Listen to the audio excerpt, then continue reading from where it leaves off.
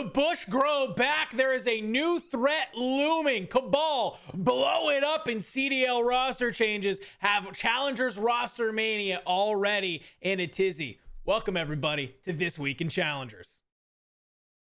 All right, Cup 3 wrapped up this weekend. On the North American side of things, we see Telluride Bush back in form with a brand new squad. Brand new, I guess, in air quotes, because it's 3 of the same players, but now you got Fire instead of TJ Holly, and they were looking good. I gotta say, obviously the ownership feeling pretty good about that one, Enigma, as Jersey Jerry himself, somebody responded saying this is a bad look for the Bush when they talked about picking up Fire instead of TJ, and Jersey Jerry responds with a nice "I think you should leave" gift with a solid statement saying get fucked.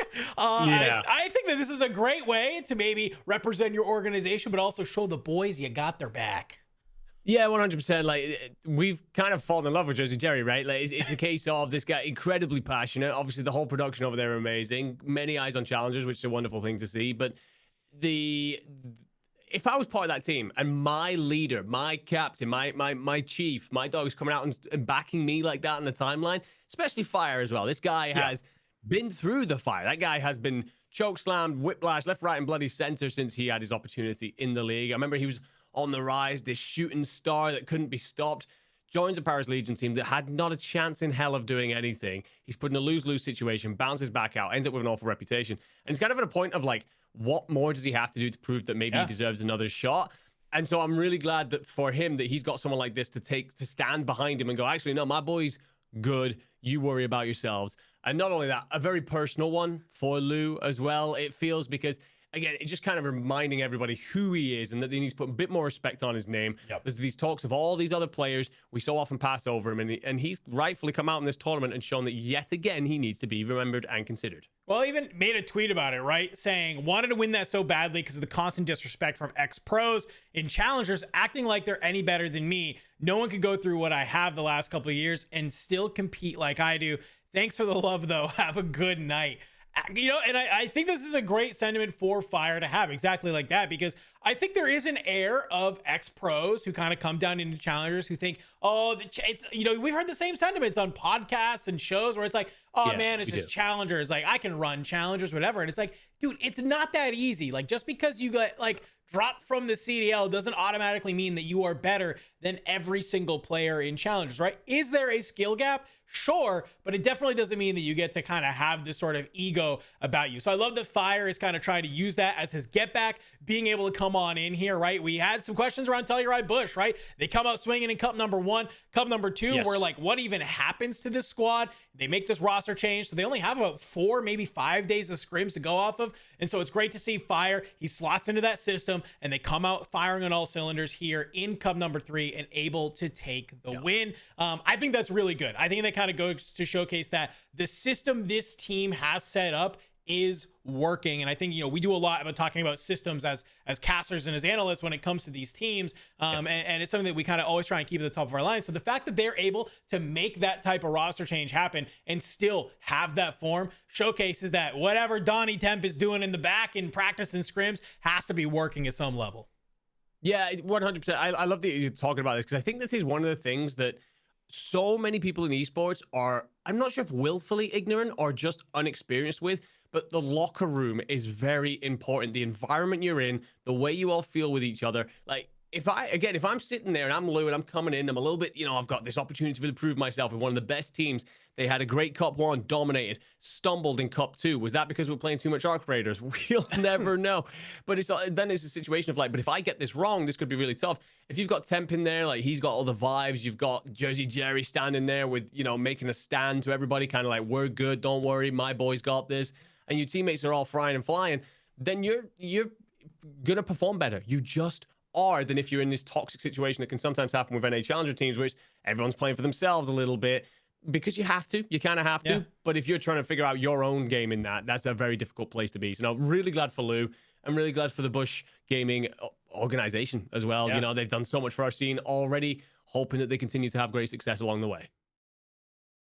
As much as Telluride Bush, they come out, they win that Cup number 3. I think we also got to talk about their opponents in that grand final a little bit more. I know it says 5-2 on screen. It was actually a 4-3, okay? It did go all the way. Last map, to around 11 in that search and destroy. Yes, But this next threat squad of Diamond Con, Johnny, Exceed, and Standy, I think is one that we have to really keep our eyes on, especially as Elite One is starting to loom here, right? They looked really insane. Standy's particularly, his stats were unreal in some of these series. Very good. And it feels like this is one of those squads that has been really kind of fun to watch over that, at least those first 2 cups and now coming into Cup 3 to showcase that they're starting to get some form. They're understanding how to play together as a team, which should be no surprise considering all 4 of these players are ex-CDL players, right? They know what it's like to play a Call of Duty at the highest level. And it's just nice to see those 4 players kind of take some of that experience and bring it into something like Cup 3.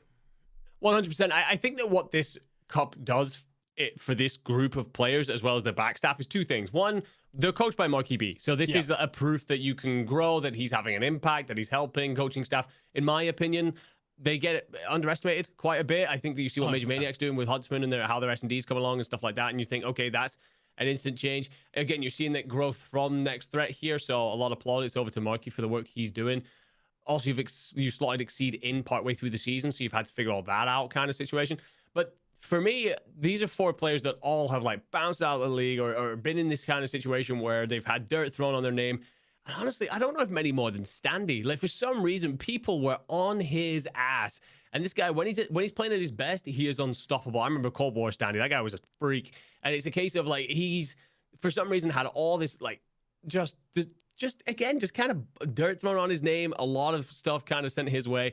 And then the performance he put on this week was gross. It was good through Saturday. Sunday, if you get the opportunity, definitely go and look for the stat cards. The numbers he's putting up are quite frankly terrifying. And it's one of those where it's like, how he didn't go on to win the tournament off the back of that performance, he will not know as well. Johnny, he's the player that slipped out the league last season. We were all a little bit surprised that he doesn't get to keep his spot. Tweets this week, I need that Luca PR. You don't, brother. Keep shooting like you're shooting. You're going to be plenty fine. Yeah, and what's interesting the most to me about, because I was looking at this grand final and I was looking at it, I'm like, man, these are all players that have been in the CDL at one point, right? Both of these squads. And we even kind of talked about it with stuff like the Pro-Am, with EWC. A team like this Next Threat roster can absolutely, hold a candle to probably the bottom 4 CDL teams and even be one of those challenger teams that can take maps off of some of the big dogs, right? We watched FaZe last year kind of stumble in EWC, right, against a squad, that was like this. So it kind of had me looking at, though, and I went back and looked at the teams that finished top 4 here in Cup number 3 are every single one of them are ex-CDL players, like have been in the league at some point in the CDL era. The only exception is Manny, who was on Falcons Academy Green. More on that later. But so you have one player out of those top 4 rosters, right, who hasn't been able to play in the CDL. And to me, that's what makes this kind of sort of Seasons of Challengers so exciting, because it feels like we're getting into that time now where it's like you have these players who know what it's like I said, to play at the top level of Call of Duty. And now we're starting to see that get replicated of what CDL matches feel like down in Challengers. And I think that's always been the talking point, right? It's like how different Challengers matches feel from the CDL matches. It's a different pace. It's a different, kind of route that you have to play. There's multiple layers to it. But I have to wonder, Enigma, as more and more of these sort of, ex-CDL players come down here, start forming these teams, I think we're going to start to see Challengers, some of those matches really formulate and equal the pace that we're seeing in CDL eventually, and that maybe we'll start to see Challengers really rise up. Well, it's starting to feel, and I think that the Elite has always done a good job of showcasing who the best teams in Challengers are. I think it's actually a great system. I think that it received a lot of flack in the early days, but actually I think it's really good. It does a good job of being like kind of like amateur, semi-pro, pro. It kind of gives you that like tier kind of approach to it. But one of the things I think we're getting more and more as you see more players come out of the league, as you said, and kind of sit in Challengers still and start to fill it up towards the top end, it's really going to kind of form a gap. Last week we called our episode, this is where the Challengers gap starts to form. And it's stuff like this. It's being able to look at, again, the top 4 teams and going, all of these players have come out of the league at some point. So everyone else is struggling to kind of match with the experience that they have. And there's a reason why these players are in the league, because they are the next best thing. Yes, they go around in the whole merry-go-round that is Rostermania and the cycle. We'll touch on that later on. But it's really good to see that all these players, first of all, that they want to still compete, right? It's very easy. We've seen it a couple of times where players fall into challenge and go, you know what, I'm done with this. All of these are really hungry to get back there, and showing, again, that they are good enough to be there should a couple of teams in the league need some replacements sooner rather than later. And I agree with what you hinted at earlier. If we go to EWC and we had these 4 teams through into the EWC, they were playing in the groups, they take maps off some of the teams that are struggling at the minute in the CDL.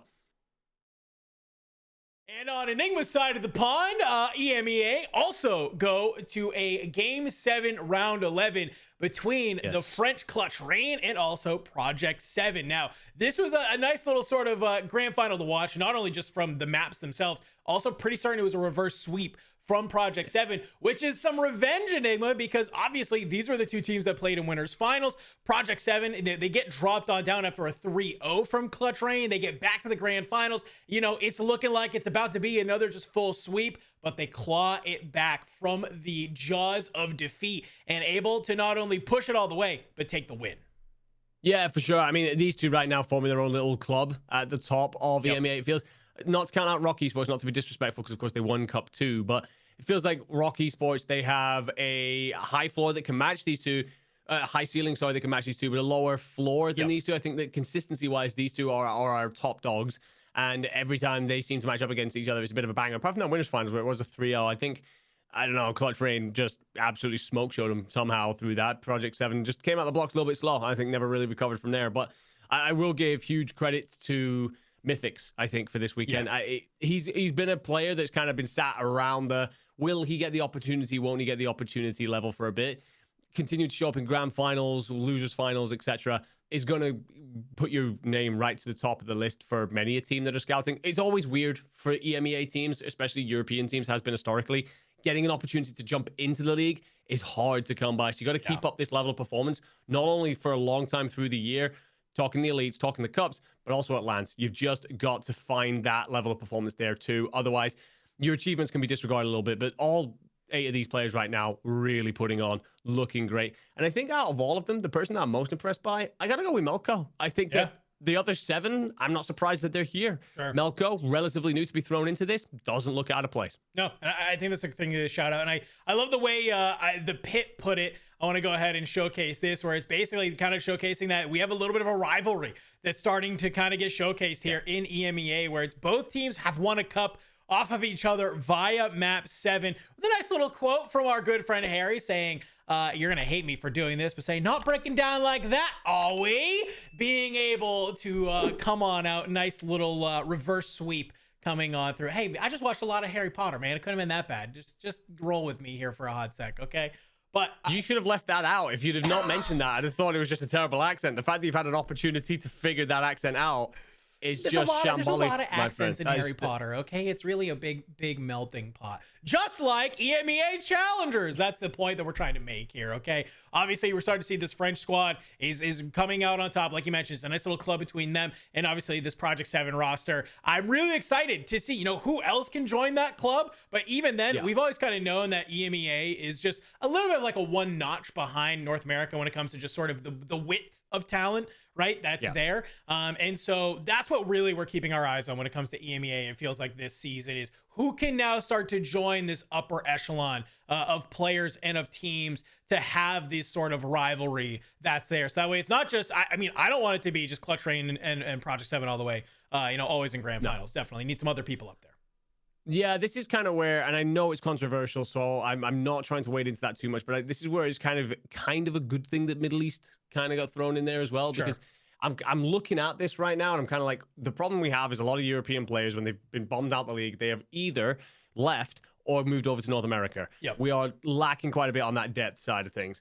Don't get me wrong, there's obviously good players, but none where I'd sit there and think that they would have a chance of getting into the league beyond maybe these like top 2 or 3 teams. So it's a case of, you know, if we don't have the Middle East in there, well, Rock Esports are taken out straight away. You also take out, I forgot the name of the other team, but you end up in a situation where, I don't know, I think there's an even bigger gap where these two are just basically the only 2 that matter. So yeah, it's a good thing that we got the Middle East kind of mixing it, and hopefully they can find a way to get onto the level that these 2 have been at consistently through this year. But either way, I mean, look, if Harry's coming out with little one-liners like that, it sets us up for some beauty matchups on the other side of Christmas. Now, if you watched our last week's episode, you would know that directly after we record this, we record these on Mondays, literally about an hour after Rostermania kind of exploded, all kinds of changes going on. And while the dust has mostly settled, there's still sort of this aftershock that's happening that we wanted to take a second to talk about. The first one, honestly, I'm a little heartbroken, Enigma, to kind of talk about it. We'll pull up the Challengers Intel tweet. Basically, Cabal's blowing it up, brother. We had so much hype for this team early on. They looked so good in those early tournaments. Really felt like they had a leg up on so many teams. And now we're being told Rupert is joining Riyadh Falcons Academy Green, and Millie has announced that he's a free agent. Gunless and KB will likely follow, or are a team of 2 looking for 2 SMGs. So this Cabal team went from being top of the boards to now just being absolutely splintered out into the wind. Real shame to see. It is. Again, EMEA had a lot of love for him. Felt like they had a nice system going where everyone kind of fit in. Icons was that like dirty glue player. The other 3 kind of had their roles in terms of slaying out where they needed to be, what they were doing. We really liked it. They looked very strong. I wonder if sometimes the hype gets ahead of you sometimes and gets into you a little bit, because you can have this moment where you think, okay, well, this is my time, this is my season. You fall just a little bit short, which the teams that they were losing to were these stacked ex-CDL teams. They're not falling to, there's no banana skin moments here. They're falling to really good sides. And unfortunately, I think that's just sent them, as individual players, they've all kind of gone, look, this feels like a great year for me. I'm not hanging around here to see if this works, which is a shame because you and me love them to death. But it's also the way North American Challengers goes, right? Like it's cutthroat, it's brutal. The fact I'm looking at this and Gunless is also going to be a free agent. I mean, that is a man with a ridiculous resume. And it doesn't matter. If you have one weekend where you basically don't win or didn't look like you were ever going to win, you're done. That's it. You're out of here. Well, and I think that's a great way for us to talk about the next team too, because obviously if you're not finding the results, you're not getting the pro points that you're looking for, which we know are so precious when it comes to talking about that first elite, which is just around the corner. And so we see Legend. He gets dropped from his CDL team and now is coming on in to join Stallions Red, but that's not the only roster change that happened with the Stallions roster as well. We also have the man, the myth, the legend, Mr. Colt Havoc himself, kind of coming out of retirement to joining it. I wonder, is this just him maybe trying to tip the toe back into competitive? Is he just scratching an itch? Or is this Colt Havoc actually trying to get back, get his stock back up and say, hey, I miss competing. Let me get back on him. I don't know. I'll wait for him to kind of come out and say that. But what I will say is that this kind of showcases a roster that I think we also have to keep our eyes on. They make very quickly with 2 new players swapping in, right? They make top 8 Sunday. We won't talk about the double 3-0 that happens once they get to Sunday, but the fact that you're able to get there with a very early roster, I think, does show some signs of life. Yeah, definitely. Love that we're talking about this team. Havoc, first of all, I think that this guy just knows his audience, right? Like, he usually grinds rank to hell. We don't have that just yet. So he's like, what's the best way for me to get involved? Obviously, if he got an opportunity to go and play in the league, I think he'd take it. But that guy's doing just fine with all the content that he's putting out at the minute. And he's just recognizing the chance to kind of jump on board here. God bless. I think it was Highs who was in the Stallions for one day. And then Havoc and Legend ended up knocking on the door basically at the same time. And see you later. Which was an unfortunate move. But yeah, getting to Sunday is a good step. Obviously, this is now an opportunity as well for Legend to kind of close that gap. Obviously, received a lot of flack for his performances in the CDL. And we talked about this previously, probably unfairly, but it's also, again, very cutthroat. People are probably looking at that as like, this should be my spot. And it's clear that he's a very good player. And anyone that's a fan of Halo, I've watched it for years, he's ridiculous, really, really good. Broke through that European ceiling that kind of existed to get onto that Optic team. So he's a very strong player, but he needed time. And when you're thrown in, it's like me going playing football against a Premier League player. It's like, there are gaps existing that I don't see because we are so far apart. And that's basically where he was. If he's able to grow through challengers, add all these extra bits to his armory, I think he becomes a much better player by the end of the season because of the gauntlet the challengers is. Well, and also he brings with him not only just this, kind of skill and caliber and, maybe a potential where he's now kind of feels a little bit more relieved and can hone those skills and is now maybe finally around players who want to help him hone those skills. But we also, we can't ignore the fact that the Stallions Red roster, they're going to do everything they can to try and be in the best position when it comes to that elite. Legend, because he played in the CDL, now drops down with 6,000 pro points, okay? Yeah. To put that in perspective, in case you're not as familiar with how that works, winning a cup gives you 2,000. So basically, Legend is walking in as if it is a much better spot, where he's walking in as if he just won the first 3 cups of the year, right? And he's helping, obviously, these other players as well. So that's going to put them in a much better spot when it comes to that elite to be able to have. So it's something that we can't look over as well. But I think when we kind of talk about Rostermania, these are some of the two biggest, moves that I think we are seeing that kind of come on down, right? With Legend now swapping in, Cabal is starting to blow it on up, and there's a couple other that I think we're going to be waiting on to see how that goes on out. But I don't know, man. This Rostermania already, just in the last 2 weeks, has been out of control. Yeah, of course it has. And the thing is, it isn't going to stop. We're about to go on this Christmas break, and it will not be quiet. You and me were talking about it. Oh, we'll kind of take a couple of days off over Christmas. No, a lot of the players won't. A lot of the players will be scrimming. They'll go, okay, my team looks good, or okay, my team looks bad. And if it looks bad, they might make changes. So it's going to be a complete chaos for a while now, especially in North America. Europe a bit more stable, but North America is going to be a bloodbath because everybody's putting themselves, as you said, in that best position for the elite. And to put even more context onto how much Legends Pro points help, they will go in, if all teams stay the same currently, as seed 7. If it wasn't for Legend and you kind of average the other players, they would drop to around about seed 11 or 12, which could be a huge difference in terms of who you play during the qualifying bracket to get to the elite. So yeah, Legend, he's paying off in spades in both forms. If he keeps playing well, he's doing plenty of work for Zuma's boys. Lastly, we did see some sentiment online of where can you even watch Challengers? Where can we see it? Well, for these cups, it's a lot of community sentiment. It's a lot of community coverage. And we think that some of these heroes deserve a spotlight and a little bit of a shout out. So Enigma, if you are looking to get some coverage on Challengers, who do you think some of our, viewers, where the community, where should they be pointing their eyes? Yeah, so I mean, I'm loving that we're doing this because we really want to help, kind of pull everyone together and help guide new viewers to where you should be, quite simply. Right now, I'm going to tell you, if you do not have CDC Intel or the PIT EU followed, notifications on, then you're missing out on so much. Those boys do the absolute God's work to keep everybody informed about anything going on inside Challengers. Breaking Point as well. You should know on Breaking Point GG on X. They do a good job of keeping everybody updated, especially with the later stages of the cups. I know they'll also be covering the elites. They do a lot of the data side of things as well. If you're looking for kind of where we get our numbers from. Intel CDL tweet the odd thing. I'd recommend following the orgs. T-Bush Gaming, Huntsman, the Stallions, Omit, Falcons, all these people that we talk about consistently. Go and follow them. They're tweeting out about the teams. It's weird because it's in the past, it's almost been as if Challengers is like the awkward stepbrother. And at the minute, it almost feels like it's got as much hype as the league. Everyone's really enjoying talking about it. And all these guys are putting out content about it. Is phenomenal to see. The players, of course, if there are players taking part in those games, go and follow them. The players, most players that I've found in Challengers, they're actually really happy for the support. You drop them a follow, you can have conversations with them back and forth. Obviously, you can't throw insults at them. You can, but you might get blocked for it. Casters, there's some really good ones out there. Obviously, us two, we do our best. Unfortunately, I can't commit much to weekends, so we've been trying to do stuff like this instead. But people like Infinity, Seymour, Proper Cast, Mark of G, there's a whole bunch out there. CDC Intel will often tweet out that they are live and covering over the cup games. Drop the casters a follow. They love this scene to death. If you are wanting information or anything like that, you want a conversation with someone who understands Challengers. Obviously, this does too, but all these folks are going to be phenomenal.